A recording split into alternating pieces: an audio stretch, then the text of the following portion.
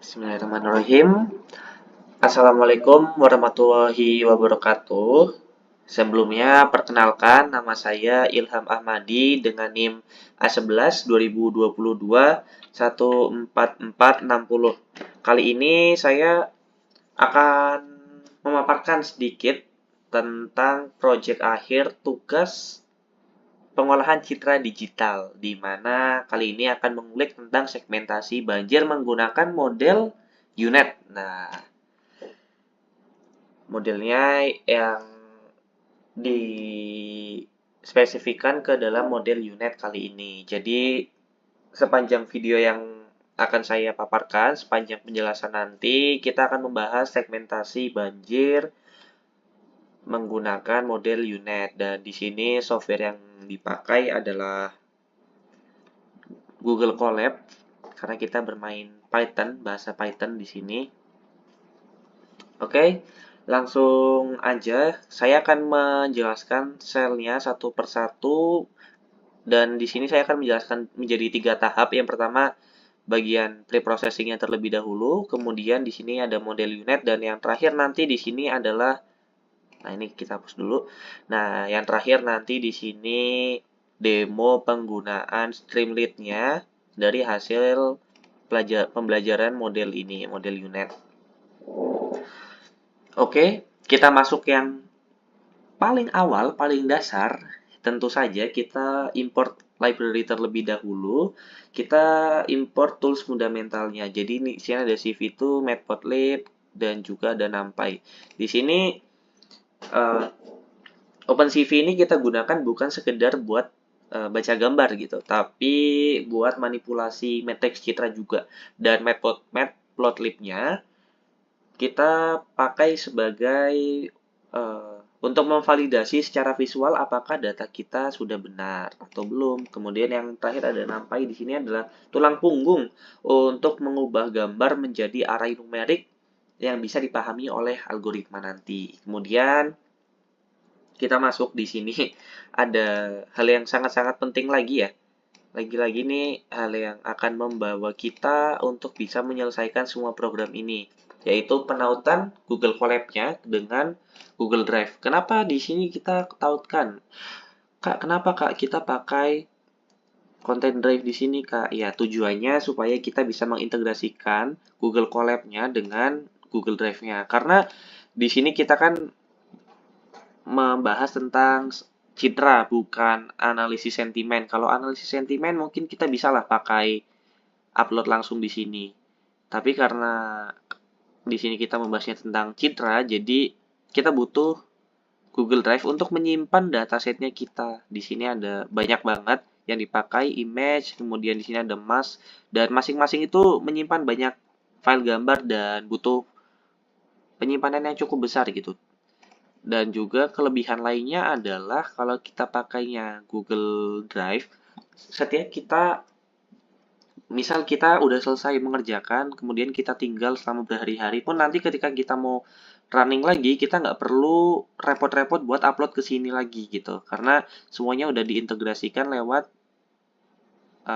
content drive ini. Jadi nanti sekali kita run, bakal ke link ke Google Drive ini yang udah disiapin ini. Lanjut, di sini kita definisikan dulu path-nya, ada path image dan path mask. Di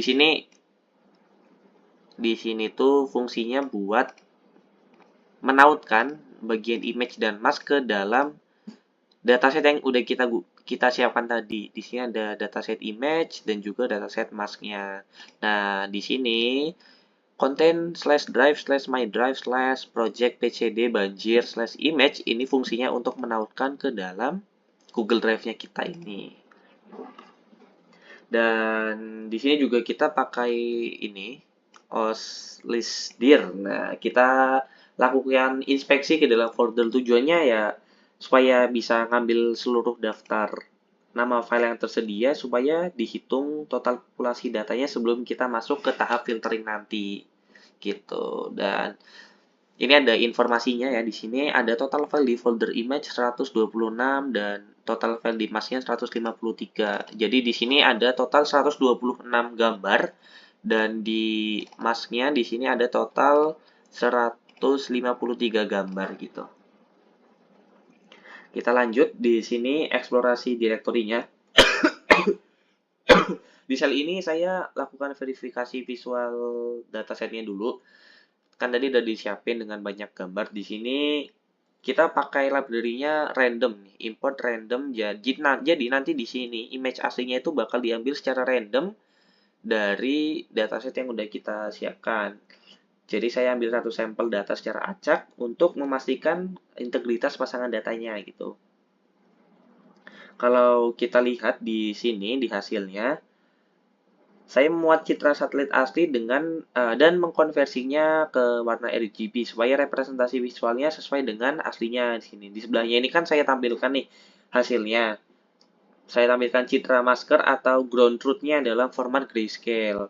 Jadi mulai melalui tampilan ini kita bisa validasi secara langsung gitu bahwa posisi genangan airnya itu di gambar asli ini, di posisi ini udah tepat berada pada area putih yang di bagian mask target ini. Jadi ini file-file yang warna putih ini adalah sebetulnya air gitu di image aslinya, tapi di yang grayscale-nya ini dibuat menjadi warna putih. Lanjut lagi ke bagian ini. Nah, resize ini saya masuk ke tahap inisialisasi parameter citranya. Jadi, saya menetapkan dimensi targetnya sebesar 128 dikali 128 pixel. Dan di sini juga saya menyiapkan dua buah list kosong. Ini list kosongnya X data dan Y data yang nanti berfungsi sebagai penampung bagi seluruh fitur, penampung sementara gitu buat semua fitur dan label yang bakal kita muat dari directory nantinya. Dengan menetapkan parameter ini, saya masihin juga supaya seluruh data yang masuk ke pipeline nanti punya struktur yang seragam gitu. Jadi ini juga kan salah satu syarat mutlak bagi model unit supaya bisa operasi konvolusi dengan benar. Di sini kita lanjut ke loop untuk proses tiap pasang gambar dan juga mask. Di sel pemrosesan utama ini saya menjalankan loop buat transformasi ke setiap pasang citra dan masker. Jadi buat citra satelitnya, saya resize ukurannya dan lakuin normalisasi dengan membagi nilai pixel dengan 255. Langkah normalisasi ini penting supaya beban komputasi modelnya itu jadi lebih ringan gitu dan konvergensinya saat training nanti cepat dicapai. Di bagian masknya sendiri, saya pakai binarisasi thresholdnya 0,5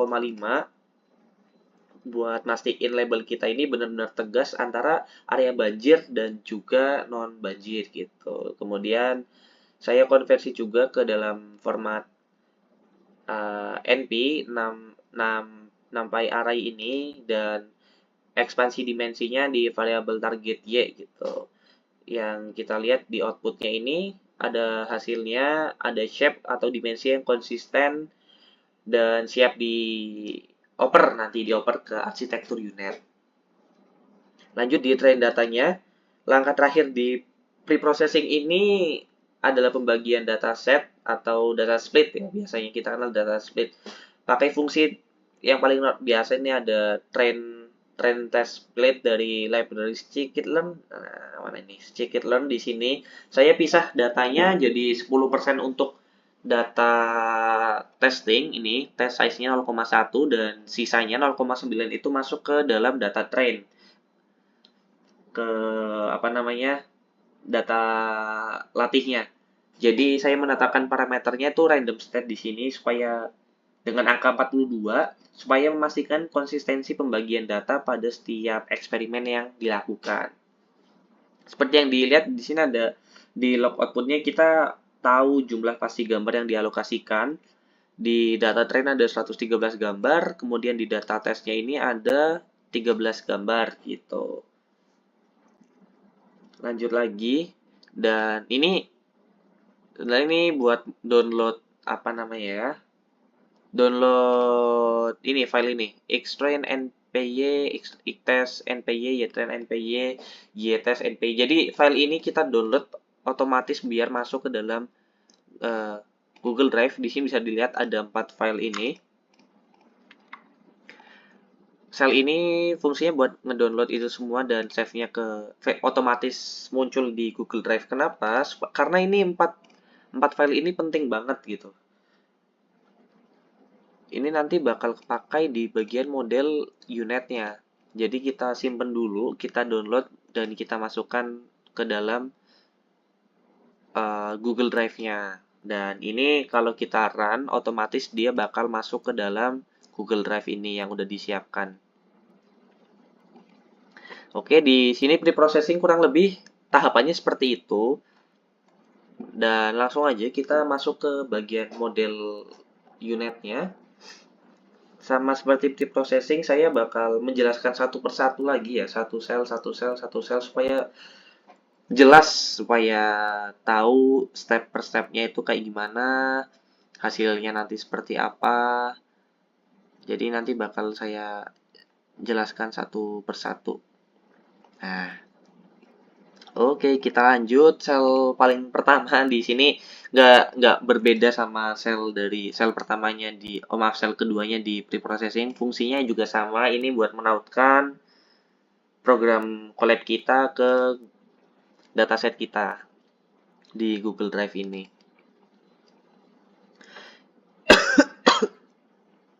Dan lanjut lagi, di sini yang kedua,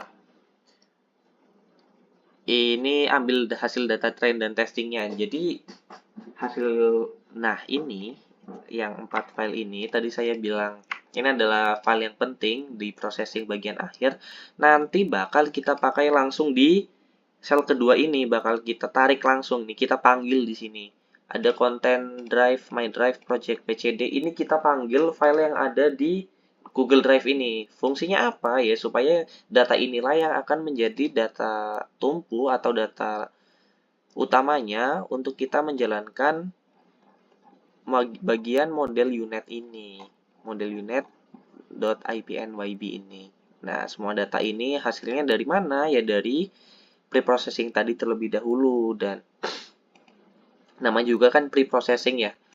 Sebelum kita proses, nah kita siapkan dulu nih. Sekarang kita proses di bagian model unitnya. Kemudian kita langsung aja kita ke bagian ini, kita bangun modelnya dulu. Sekarang kita masuk ke pembangunan arsitektur model unit. Jadi saya bangun dengan 3 komponen utama, yaitu ada encoder, ini encoder, terus ada bottleneck, dan yang terakhir ada decoder gitu. Bagian encoder ini saya pakai tumpukan lapisan, nah ini, confi 2D dan max polling 2D. Nah, ini untuk mereduksi dimensi citra sambil ya tangkap fitur-fitur penting dari pola genangan airnya. Saya juga pakai dropout.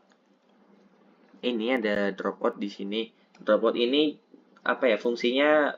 Apa ya, saya pakai dropoutnya secara bertahap, jadi buat menjaga generalisasi model supaya nggak overfitting nanti, biar nggak overfitting. Dan lanjut di bagian tengah ini ada bottleneck. Bottleneck ini ya titik representasi fitur terdalam lah.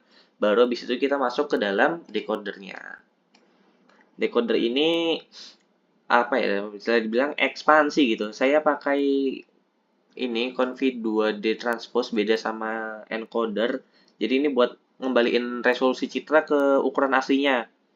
Dan fitur lainnya yang dipakai adalah fungsi ini, concatenate. Nah, ini gabungnya informasi spasial dari jalur encoder ke decodernya.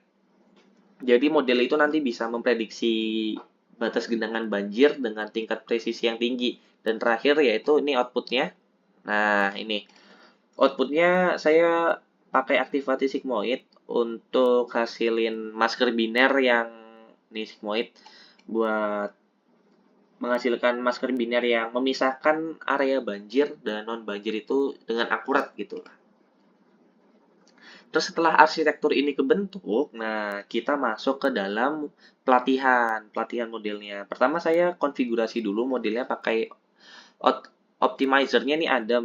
Terus fungsinya loss binary, dan pilihan ini juga berdasarkan karakteristik ini ya, tugas segmentasi banjir ini. Jadi kita mau bisa meminimalkan lah selisih antara probabilitas prediksi pixel dengan label aslinya. Selanjutnya saya jalanin fungsi, waduh maaf baterainya habis, fungsi fit untuk mulai prosesnya.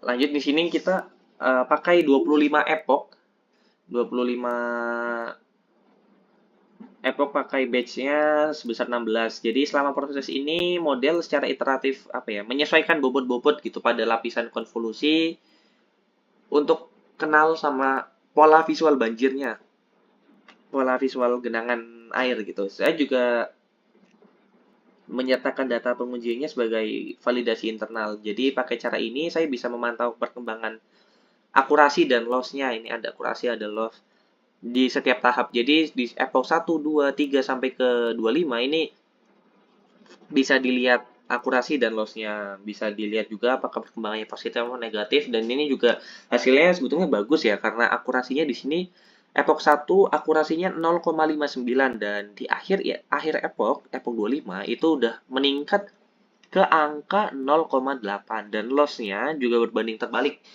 Maksudnya loss-nya juga bagus hasilnya karena di sini dimulai dengan angka 0,7 dan berakhir di angka 0,4218. Ini adalah hasil yang bagus dari trainingnya karena akurasinya semakin meningkat dan loss-nya semakin menurun. Artinya apa? Oh, ini yang lebih kecil di sini ada 0,37. Artinya apa? Jadi di setiap model itu, setiap gambar yang dilatih dia semakin paham di mana letak air dan di mana letak yang bukan air gitu. Jadi akurasinya semakin bagus.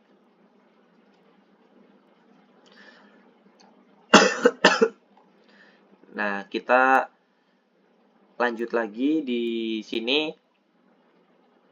Setelah proses pelatihannya tadi selesai, selanjutnya ini kita evaluasi kinerja pakai grafik history. Nah, ini dia. Grafik tingkat kesalahan, grafik akurasi makin tinggi makin bagus, makin rendah makin bagus, kayak yang tadi saya bilang.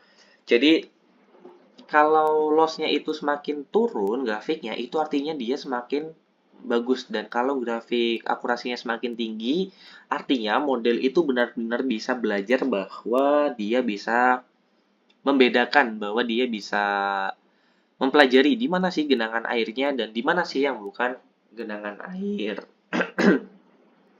Oke, lanjut kita di sini ada training apa ya? Fit model ya, training fit model. Jadi setelah proses pelatihan selesai, kita di sini ada attention gitu ya. Nih, tadi udah saya jelaskan di sini. Terus nah ini ada gambar aslinya nih bagian belajar juga.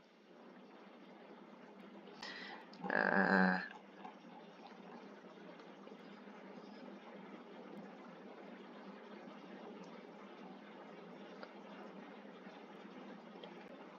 di sini ada lanjut lagi. Sebenarnya ini nggak jauh beda ya sama yang tadi, tapi bedanya di sini kita udah pindah haluan ke attention gate. Saya pakai optimasi arsitektur dengan implementasi mekanisme attention gate. Nah, berbeda dengan unit konvensional. Jadi ini udah beda model. Jadi kita pakai model unit standar dan juga attention di sini. Terus habis itu ada, ini masih latihan lagi buat yang attention ini, ATT, history ATT. Latihan lagi dari epoch 1 sampai 25 nih, akurasinya mulai dari 0,5 sampai 0,8, kemudian tingkat lossnya dari 0,6, ada di 0,9 lossnya, terus turun sampai ke angka 0,33, semakin bagus. Dan ini adalah grafiknya, grafik yang attention, unit attention. Di sini hasilnya juga bagus sebetulnya ya, karena di sini udah jelas kelihatan grafiknya semakin turun, semakin turun, semakin turun bagi buat yang loss, dan buat yang akurasi semakin naik, naik, naik, naik, naik, naik. Artinya emang kedua model ini sama-sama bisa membedakan mana genangan dan mana mana yang bukan genangan. Ini ada parameternya, parameter buat yang model standar di sini parameternya ada 5.800 buat kalau buat yang attention sendiri. Nah, parameternya juga sama 5.891. Dan ini ada perbandingan kompleksitas modelnya. Buat standar unit, angka parameternya 1.941. Buat angka attention, angka parameternya adalah 1.964. Gak begitu jauh lah selisih parameternya ini, 23.000. Nah, ini ada hasilnya, contohnya lagi. Oke. Terus lanjutnya di sini ya buat nge-save aja, ini buat save unit banjir H5, unit banjir A5 gitu. Nanti karena ini berfungsi buat ke Streamlit juga. Dan di sini udah saya rangkum di bagian akhir ada hasil Excel-nya. Nanti karena ada pengumpulan tugasnya ada bagian Excel, jadi saya langsung cari hasil akhirnya. Hasil akhir dari model attention akurasinya sebesar sekian 0,8622, lossnya 0,34, validasi akurasinya 0,86, validasi lossnya 0,33, dan ini buat yang standar akurasinya 0,83, lossnya 0,39, validasi akurasinya 0,8, dan validasi lossnya 0,31. Nah, kurang lebih ini adalah pembelajaran dari model unitnya. Dan seperti yang saya bilang, saya tadi akan membahas ke dalam 3 tahap. Yang pertama adalah ada pre-processing ini, kemudian ada model unit. Modelnya udah kita kasih makanan buat belajar, dan yang terakhir adalah ini demo untuk UI-nya atau Streamlit. Saya pakainya di kelompok saya pakainya Streamlit di sini. Jadi di sini nanti bagian browse file ini, akan saya jelaskan satu-satu. Di sini kelompok saya ada Iqdo, Azam, Yoga, Wildan, Seiki, dan saya sendiri nih, Ilham. Nah, di GUI ini fungsinya untuk apa? Fungsinya untuk kita bisa upload foto udara atau dari drone ya, tampak drone atau tampak satelit tentang banjir, dan nanti dari Streamlit ini akan, karena dia base-nya adalah pembelajaran di model unit ini, nanti dia akan memprediksi di mana letak yang terkena banjir dan di mana letak yang tidak banjir. Oke, kita langsung coba aja browse file. Di sini saya udah ada beberapa foto banjir. Nih, saya coba yang Jabodetabek banjir. Open. Lah, ini adalah gambar aslinya, gambar Jabodetabek banjir ini. Di sini udah ada rumah-rumah, terus juga objek yang ada banjirnya ini tergenang banjir. Langsung kita coba mulai komparasi deteksi.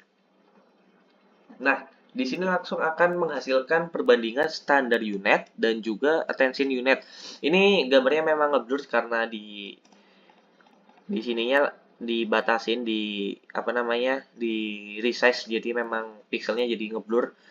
Tapi masih bisa kelihatan di sini model bisa menebak. Nah, bagian yang standar ini area banjirnya terdeteksi 62% dan segmentasi yang bagian attention ini 34. Ya sebenarnya kelihatan banget karena ini kan harusnya bukan banjir ya, bukan sebuah banjir, yang adalah atap rumah ini.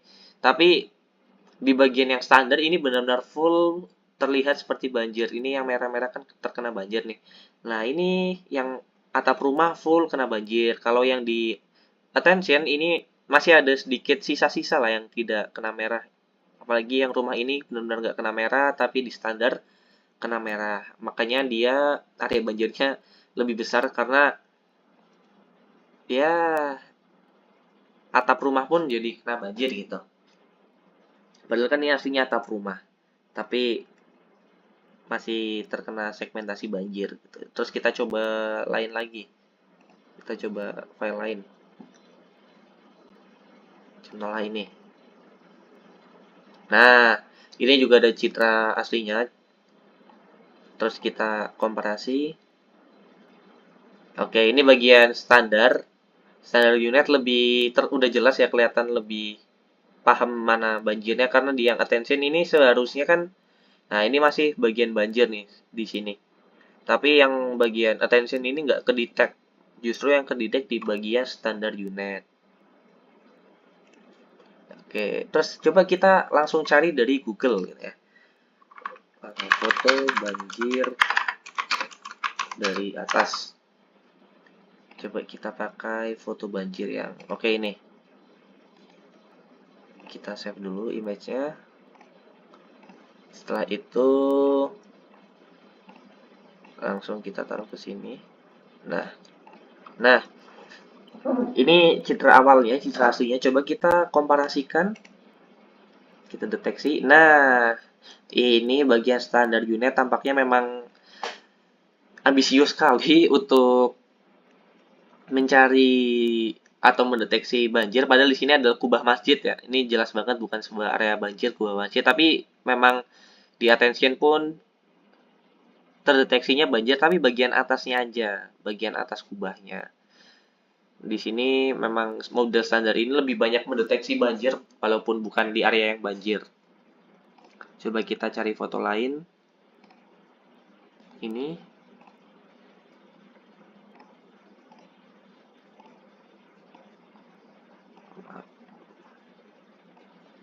Nah,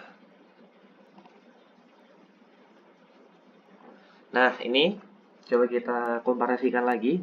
Kita deteksi lagi. Nah, ini masih sama memang hasilnya seperti itu semua. Jadi emang di standar ini dia ambisius sekali untuk mencari deteksi banjir. Bahkan sampai sekolah pun ini, oh maaf ini rumah-rumah juga dikiranya banjir. Tapi memang ya dia ini standar ini lebih banyak memahami deteksi banjirnya daripada attention unit itu sendiri. Ini hasilnya 52% area dari standar, kalau yang attention itu hanya 41. Ada kesimpulannya, perbedaan persepsinya ini antara keduanya adalah 11,18% dari kedua model ini.